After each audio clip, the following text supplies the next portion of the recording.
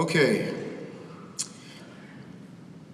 Ladies and gentlemen, our keynote speakers today are Sean and Leanne Toohey.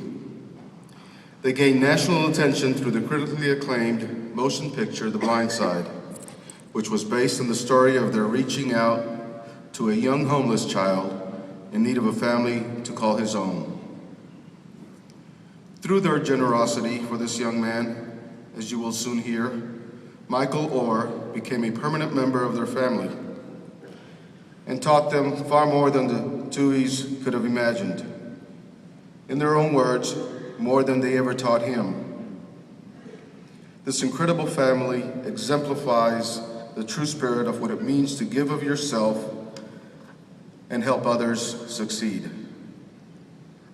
What is he wearing? Stop the car. Do you have any place to stay tonight? What was it about Michael that made you want to stop the car and go and get him? He was a child that had a need, and it needed to be filled. You know, given opportunity and love, you know, you can change someone's life. You threatened my son. You threatened me. He's going to have to make all A's this year. Many, many, many wonderful things have come from The Blind Side. People have done generous things for other people. The real-life family who inspired The Blind Side are now out with a book of their own. Whatever you do it with a cheerful heart, because then it leads to something, and that's why the book was written.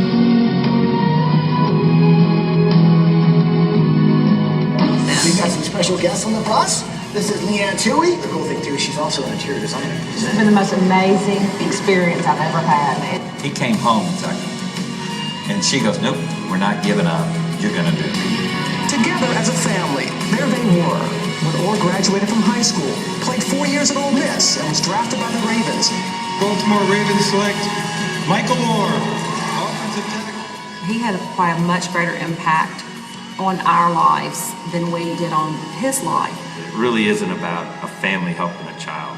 It's about how we value people. Ladies and gentlemen, please welcome Sean and Leanne Toohey.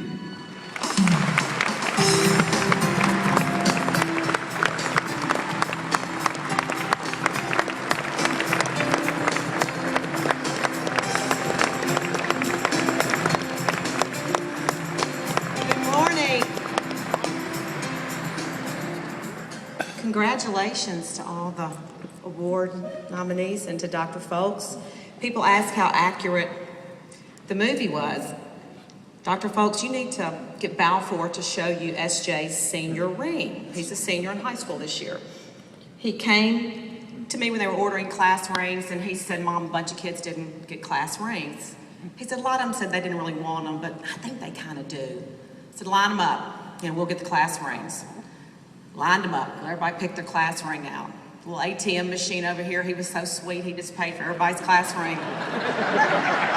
So SJ, it's down. Everybody's run through the mill, and they've just gotten these basic, class of 2000, just basic, school on the side and a few initials. SJ lays his thing down there. It is Auburn's national championship ring. I go, SJ, that is a national championship ring. Yeah. I'm never going to win a national championship, but that's the ring I want. Balfour made it for him. That would be SJ's class ring. So it's really nice, Dr. Folks. You should have Balfour. If they're going to give you one, use the Auburn National Championship. Hi. Oh, I get to talk? Yes. Well, they've seen the movie. They were wondering.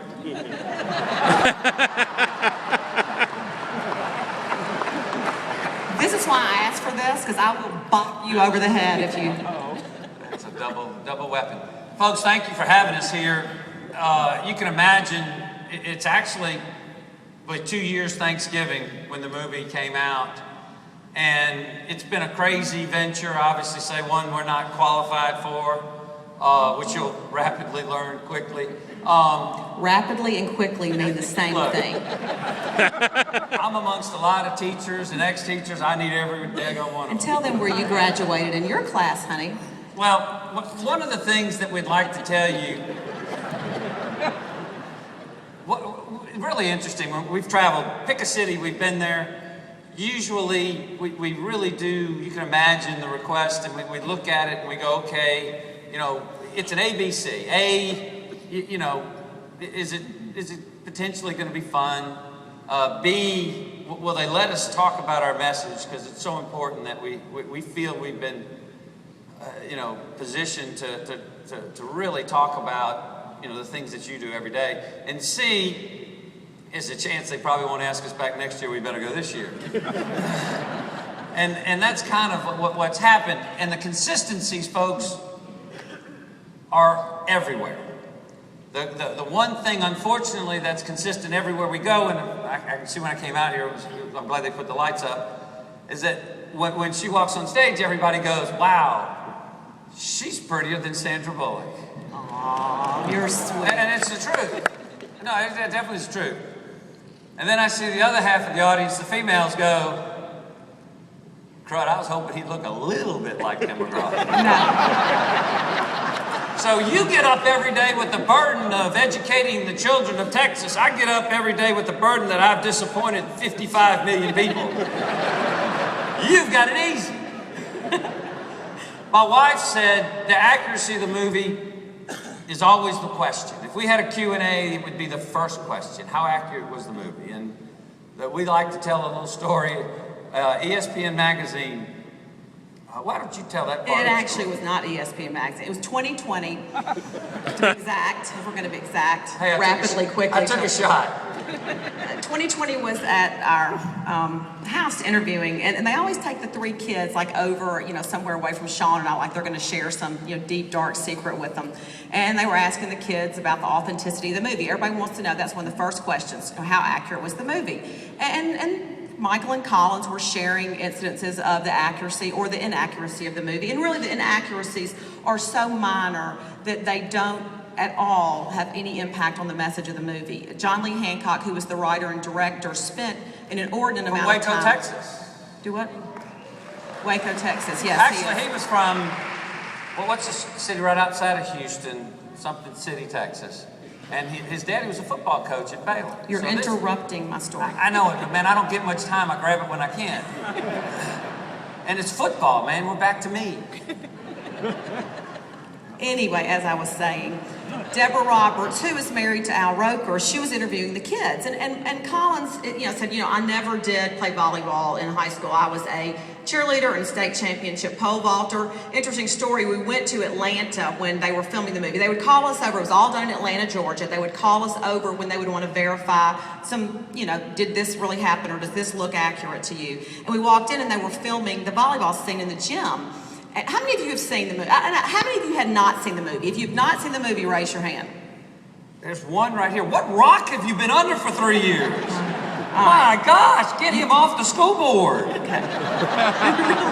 Who voted you in? Who voted you in? Okay, so anyway, so we went in and they were filming that scene. Really? Lily Collins played our daughter. She is Phil Collins' daughter from the band Genesis. And so Lily had done the volleyball scene probably 200 times. Her little knees were truly black and blue. So we come in and she, scarily, her and Collins look a lot alike. And she ran over to our daughter and she goes, I cannot believe that you played volleyball. She goes, why didn't you do something else? She goes, look at my knees, I look horrible. Collins kind of looked at her and she goes, I never played volleyball. And Lily goes, what do you mean? And she goes, well, I was a track. She said I long jumped because I was a state championship pole vaulter. And she went, oh my gosh. She stomps over to John Lee Hancock. She says, she never played volleyball. Why do you have me doing this? John Lee looked at her, I'll never forget, and he goes, Lily? He said, if you want to stick in a helmet tomorrow, he said, she cleared about 12.5 in her statement. He said, we'll give that a whirl. If you want to do that, I'm all game for it tomorrow. Lily said, no, I think I'm going to stick with volleyball. But that didn't matter. The car wreck with Michael and SJ, much more horrific. It was a head-on collision. It played out pretty much like the movie showed it. They dialed it down so the movie wouldn't have an R rating. That's what Michael and Collins were going through, those kind of things. They get to SJ. You know, SJ's our 4-5 student. He goes, well, it was about 97% accurate. And Deborah Roberts goes, well, really, SJ? She said, what 3% was inaccurate? He goes, oh, Miss Sandy, she was a whole lot nicer in that movie than my mama is in real life. It's SJ. Yeah, SJ slept on the couch with me for a week. you know, we live, and SJ and I kid that we live in that 3%. And people question it, and it's funny because they have a hard time believing it. And Sandy did too until she came. You know, Sandy, our BFF, Sandy. Who has a house here in Austin. Yeah, absolutely. And a restaurant, and et cetera, et cetera. Our Christmas card list changed a little bit in the last 2 years. Yes, it And you know, Sandy still to this day does not remember agreeing to do this movie. She just remembers being immensely afraid of my wife, and sooner or later she was on the movie set. I like to tell the story if people want to get some sort of feeling of what we go through as a family. I'll step a little bit over here if it's okay with this side of the room. Michael's a rookie for the Baltimore Ravens. Oh my gosh. You had your turn. I get mine. And he plays his first game, and we're all there. I mean, you can imagine the pride, the joy, the nervous. First of all, my wife walks in. We have season tickets we just bought. These people don't know us from the Man on the Moon. And we walk in about 15 minutes before game time. These people have probably been sitting there for 20 years. They love the Ravens of Baltimore. Love. And she says, all right, I'm Michael Oher's mom. There will be no cussing. There'll be no booing of our team. In fact, we're not going to boo the other team.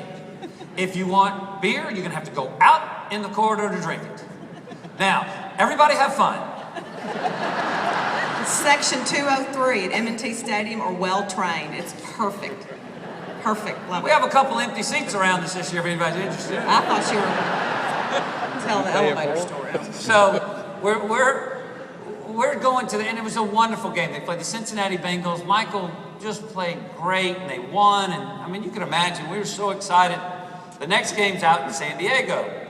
Well, my wife thinks that's got to be a 4-day road trip as opposed to Cleveland, which was a 1-day road trip. So she heads out early, and sure enough, they're at the staying in the hotel with the team, and it gets close to game day. She's going to work out in the exercise room. The elevator opens up. She steps on, and on the elevator is Joe Flacco. If you know anything about football, Joe Flacco's the quarterback for the Baltimore Ravens, and he's an incredibly good quarterback, 6'4", 6'5", good looking. I mean, nice, the whole package. And Joe is it. And just really, in Baltimore, he's the hero. I mean, he's it. And the elevator door closes, and she looks up at Joe, and she says, hi, Joe. My name is Leanne Toohey. I'm Michael Oher's mom. He says, so nice to meet you. She said, you take too doggone long to throw the football. He does. He still does. We understand that he might. What we're questioning is why you had to tell him in the elevator. And so, sure enough, the elevator opens up, she walks off, and there's Joe. Just got busted by a 5'1" blonde, right? Goes down, he goes in the locker room, and Joe's a cool dude, too. He's as cool as there is. And he goes up to Michael and says, hey, Mike, man, your mom just busted me in the elevator, saying I take too doggone long to throw the football. You know, Michael just oh. You know, he's lived this for 4 years, right? 5 years, I guess. 6 years at the time. Oh, my gosh, time flies. And so they beat the San Diego Chargers. Thank God. An NFL team dresses out 47 players, folks. Michael coming out of the locker room, I don't care what game it is, how well he plays, bad he plays, where it is, or whoever. If he does 9 TV interviews, none, he's number 47. He's last, but not least. This game, he's first. He turns the corner, he's dripping wet, looked like he either didn't take a shower or took a shower and didn't have time to dry off, and he is coming, and Leanne turns to our daughter Collins and says, this is going to be interesting. And he comes up and he says, Mom, you can't say those things to Joe. And she kind of looks at him like, you know, I really don't care what you say. He says, do you understand that I'm a rookie? I'm a rookie in the NFL. You keep this up, NFL will stand for not for long. And she just kind of half ignores him, but appeases him. Okay. No, this isn't high school where you really did call the coach on the sideline, so help me, it's the truth. This isn't college when you chase Coach Nutt down in the parking lot and said, if you run right one more time and not left behind my son, you're going to hear from me after every game. So help me, it happens.